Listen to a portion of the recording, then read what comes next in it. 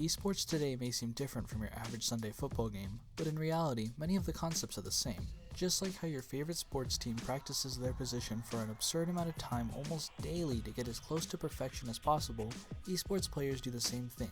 They train in their respective fields for hours a day as any team would. A majority of less accepting are, to no one's surprise, older individuals. And they don't really see esports as a real job, despite the esports scene having ridiculously large prize pools as of recently, and in some cases, individuals themselves making more than entire teams. Esports as of late has become a viable option as a career. Admittedly though, getting into it is pretty hard.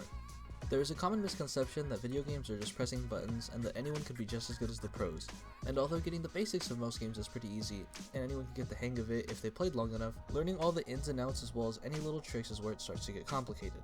As an example, here's a clip of a very simple tech in Apex Legends called a wall jump.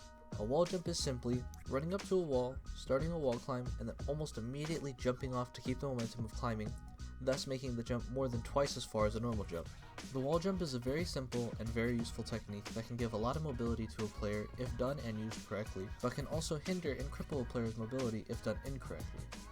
Take it from me, I've been playing Apex since the launch of the game, and in ranked play, a more fast-paced and competitive mode where everyone tries their hardest to win in order to place high in a ranking system, I'm currently top 2% of players. However, wall jumping is still something that I struggle to do all the time, even outside of ranked and casual play.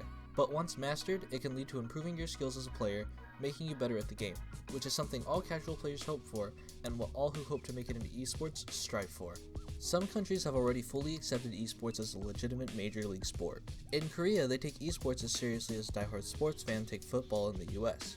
In Korea, they have various esports arenas in similar fashion to how we have it in America. It's only a matter of time before it's spread everywhere, and that's a good thing. It opens up opportunities for people who feel as if gaming is their calling, or for people who want to take their gaming to the next level. So try to be a little more understanding when you hear the term esports. They work just as hard as any sports team does to make it big.